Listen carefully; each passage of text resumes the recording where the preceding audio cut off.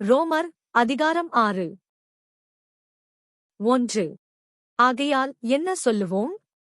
கிருபை பெருகும்படிக்கு பாவத்திலே நிலைநிற்கலாம் என்று சொல்லுவோமா? கூடாதே. 2. பாவத்துக்கு மரித்த நாம் இனி அதிலே எப்படி பிழைப்போம்?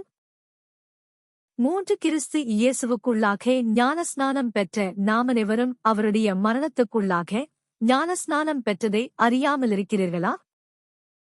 4. மேலும் பிதாவின் மகிமையினாலே கிறிஸ்து மரித்தோரிலிருந்து எழுப்பப்பட்டது போல நாமும் புதிதான ஜீவனுள்ளவர்களாய் நடந்து கொள்ளும்படிக்கு அவருடைய மரணத்திற்குள்ளாக்கும் ஞானஸ்நானத்தினாலே கிறிஸ்துவுடனே கூட அடக்கம் பண்ணப்பட்டோமா?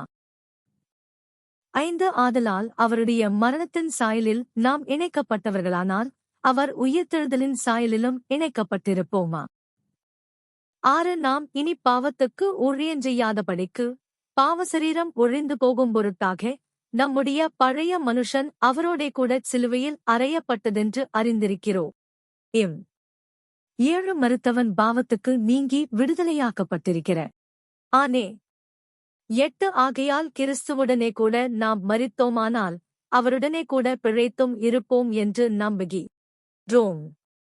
9. மரித்தோரிலிருந்து எழுந்த கிறிஸ்து இனி மரிப்பதில்லை என்று அறிந்திருக்கிறோம். மரணம் இனி அவரை ஆண்டு கொள்வதே இல்லை. 10. அவர் மரித்தது பாவத்திற்கென்று ஒரேதரம் மரித்தார். அவர் பிழைத்திருக்கிறது தேவனுக்கென்று பிழைத்திருக்க இரார்.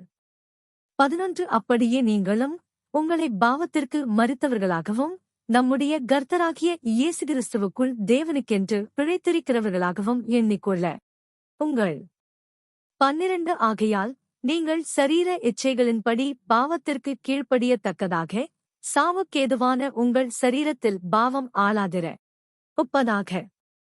13. நீங்கள் உங்கள் அவயவங்களை அநீதியின் ஆயுதங்களாக பாவத்திற்கு ஒப்புக்கொடாமல் உங்களை மரித்தோரிலிருந்து பிழைத்திருக்கிறவர்களாக தேவனுக்கு ஒப்புக் கொடுத்து உங்கள் அவயவங்களை நீதிக்குரிய ஆயுதங்களாக தேவனுக்கு ஒப்புக்க ஒடுங்கள். 14. நீங்கள் நியாயப்பிரமாணத்திற்கு கீழ்ப்பட்டிராமல் கிருபைக்கு கீழ்ப்பட்டிருக்கிறபடியால் பாவம் உங்களை மேற்கொள்ளமாட்டாது. 15. இதனால் என்ன? நாம் நியாயப்பிரமாணத்திற்கு கீழ்ப்பட்டிராமல் கிருபைக்கு கீழ்ப்பட்டிருக்கிறபடியால் பாவஞ்செய்யலாமா? கூடாதே. 16. மரணத்துக்கேதுவான பாவத்துக்கானாலும் நீதிக்கேதுவான கீழ்ப்படுதலுக்கானாலும் எதற்கு கீழ்ப்படியும்படி உங்களை அடிமைகளாக ஒப்புக் கொடுக்கிறீர்களோ அதற்கே கீழ்ப்படுகிற அடிமைகளாயிருக்கிறீர்களென்று அறியீர்களா?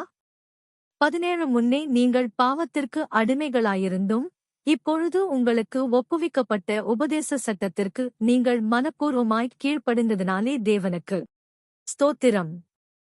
18. பாவத்தினின்று நீங்கள் விடுதலையாக்கப்பட்டு நீதிக்கு அடிமைகளானீர்கள். 19. உங்கள் மாம்ச பலவீனத்தினித்தம் மனுஷர் பேசுகிற பிரகாரமாய் பேசுகிறேன்.